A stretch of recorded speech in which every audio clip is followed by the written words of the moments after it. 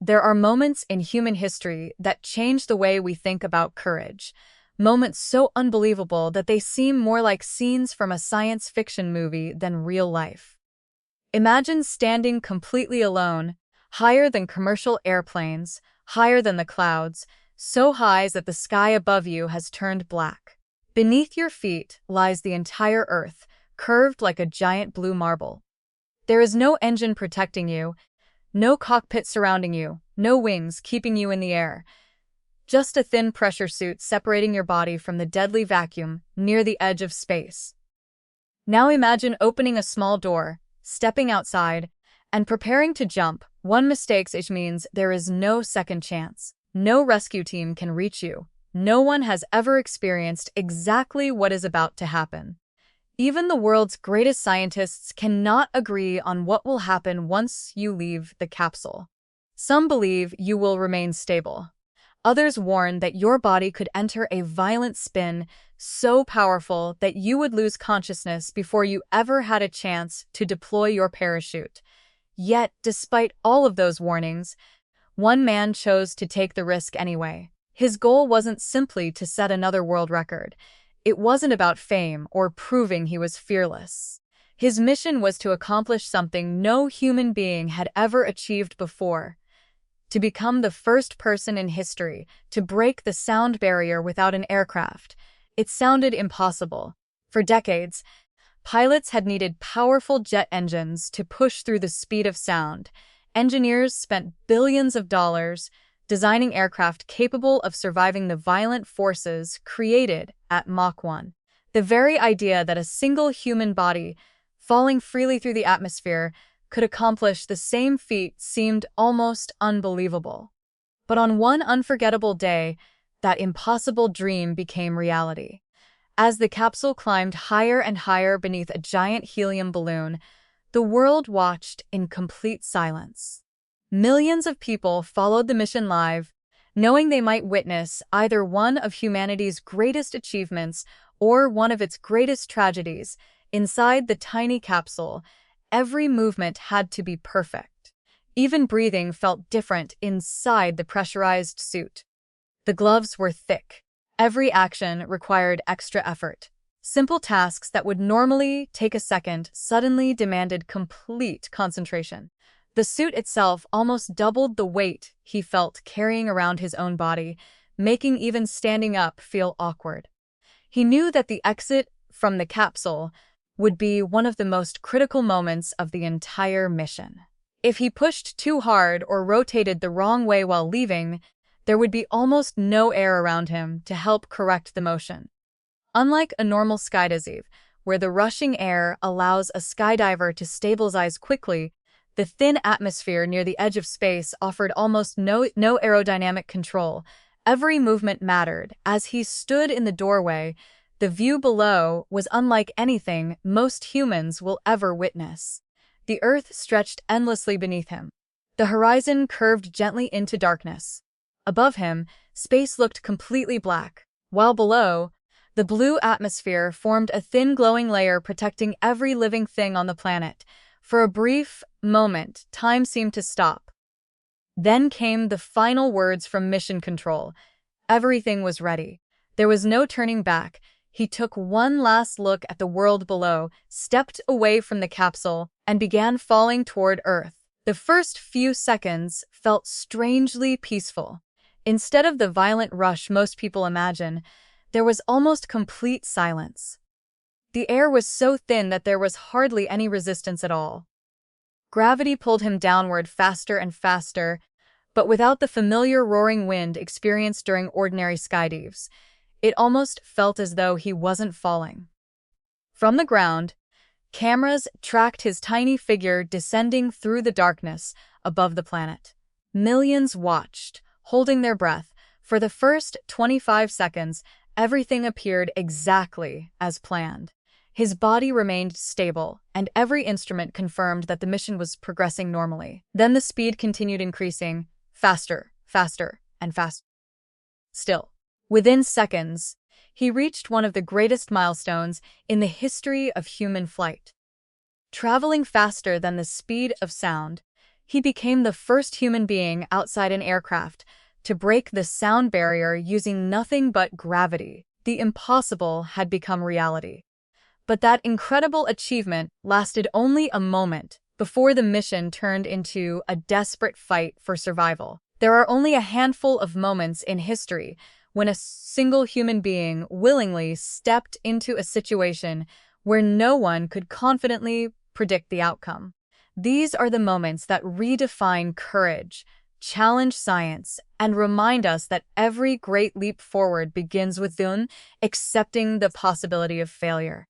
One such moment unfolded more than 24 miles above the Earth's surface, where the atmosphere becomes so thin that breathing is impossible. The sky fades from blue to black, and survival depends entirely on technology, preparation, and calm decision-making. High above the clouds, suspended beneath an enormous helium balloon, a tiny capsule drifted toward the edge of space. Inside sat Felix Baumgartner, an experienced skydiver who had spent decades pushing the limits of what humans believed was possible. Yet nothing in his remarkable career compared to what lay ahead. This was not another skydive. It was not a publicity stunt or an attempt to perform an extraordinary trick. It was a scientific mission designed to answer questions that had fascinated engineers and aerospace researchers for generations. Could a human body survive falling faster than the speed of sound without the protection of an aircraft? The question sounded almost impossible. Breaking the sound barrier had long been associated with powerful jet engines and carefully engineered aircraft. For decades, engineers had battled the enormous forces that appear as an object approaches the speed of sound. Pilots trained for years before attempting such flights. And even then, the risks were considerable. The idea that gravity alone might accelerate a person beyond that famous seemed almost unbelievable. Yet this mission was built upon years of planning rather than wishful thinking. Long before the world watched a live broadcast, teams of scientists, physicians, engineers, meteorologists, technicians, and aerospace experts had spent countless hours examining every detail. Every bolt on the capsule, every seam in the pressure suit, every communication system, every emergency procedure, and every weather forecast had been studied repeatedly. Hundreds of tests were performed because there was no room for assumptions. At such extreme altitude, even a small mistake could become fatal within seconds. Unlike a commercial airliner cruising comfortably through the lower stratosphere, the capsule would climb to an altitude where atmospheric pressure becomes incredibly low. At that height, an unprotected human would lose consciousness almost immediately. Body fluids would begin to boil because of the lack of pressure, not because of heat. Oxygen would disappear. Survival depended entirely on the pressure suit functioning exactly as designed. The suit itself was a remarkable piece of engineering. It wasn't simply clothing. It served as a miniature spacecraft wrapped around a human body. Layers of specialized materials protected Felix from freezing temperatures, maintained internal pressure, delivered breathable oxygen, removed carbon dioxide, and allowed communication with mission control. Every component had to continue working despite dramatic changes in temperature and pressure throughout the mission. Wearing such a suit came with its own challenges. Simple movements became exhausting. Bending an elbow required effort. Closing a hand demanded concentration. Even turning the head felt restricted by the helmet and thick protective layers. Tasks that usually took a fraction of a second suddenly required careful planning. During training, Felix repeatedly practiced operating equipment while wearing the complete suit because once he reached the edge of space, there would be no opportunity to discover that a simple movement had become unexpectedly difficult. The mission itself represented more than an athletic achievement. Scientists hoped the data collected during the jump would improve future emergency escape systems for astronauts and high-altitude pilots. If one day a spacecraft experienced a catastrophic failure at extreme altitude, Understanding how a human body behaved during such a fall could contribute to safer escape procedures. In that sense, the mission combined exploration with practical research. Years of preparation slowly transformed an extraordinary dream into a carefully organized operation. Before dawn on launch day, the atmosphere around the launch site was calm but tense. Engineers moved methodically between support vehicles, checking instruments one final time. Weather specialists examined wind patterns at multiple altitudes. Communication teams tested every radio channel repeatedly. Doctors monitored Felix's condition. Cameras captured every stage because millions of people around the world were expected to watch history unfold. Despite the excitement, nobody treated the mission casually. Everyone understood the risks. There had been delays caused by weather, equipment concerns, and countless technical reviews. Postponing a launch was frustrating, but rushing into dangerous conditions would have been irresponsible. The team preferred patience over unnecessary risk. As sunrise painted the desert landscape with soft golden light, preparations continued. The enormous balloon remained one of the most astonishing pieces of the entire project. When lying on the ground before inflation, its material appeared surprisingly thin and fragile. Yet once filled with helium, it would expand into a gigantic structure capable of lifting the capsule and its occupant toward the edge of space. Because the atmosphere becomes thinner with altitude, the balloon would continue expanding throughout the climb until it reached an enormous size impossible to imagine from ground level. Every stage of the ascent depended upon stable weather. Strong winds near the ground could damage the balloon during launch. High-altitude wind patterns influenced the capsule's path. Engineers continuously compared live atmospheric measurements with their predictions. Launch windows were selected only when conditions aligned within strict safety margins. Meanwhile, Felix prepared himself mentally. Many people assume courage means eliminating fear. In reality, experienced explorers often describe courage differently. Fear provides valuable information. It sharpens awareness and encourages careful thinking.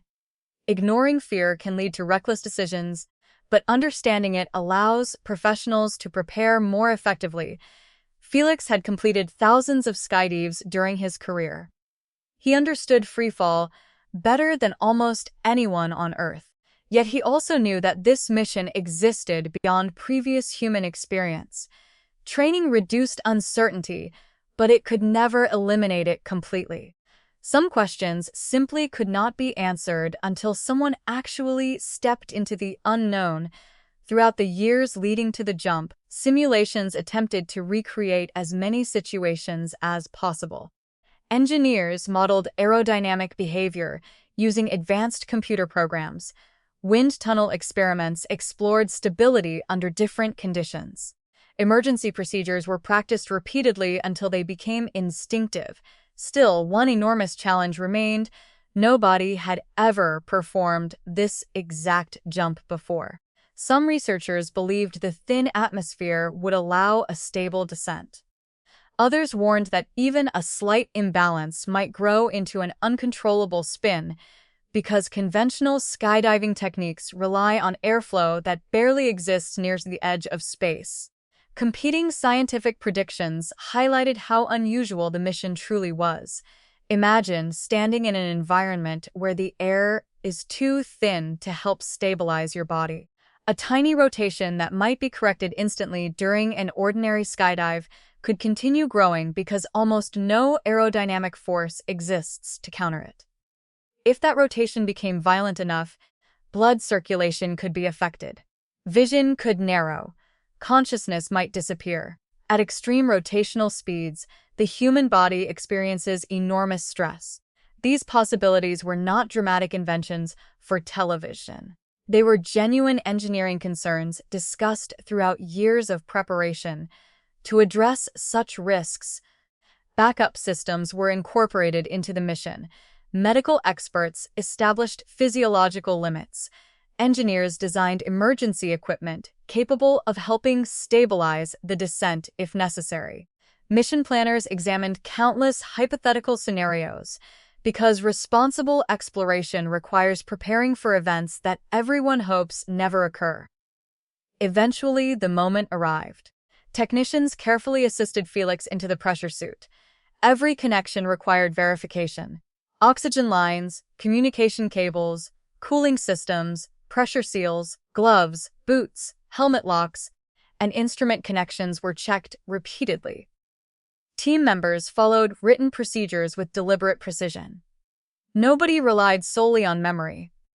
After the final inspections, Felix climbed into the small capsule that would carry him upward. Inside, space was limited.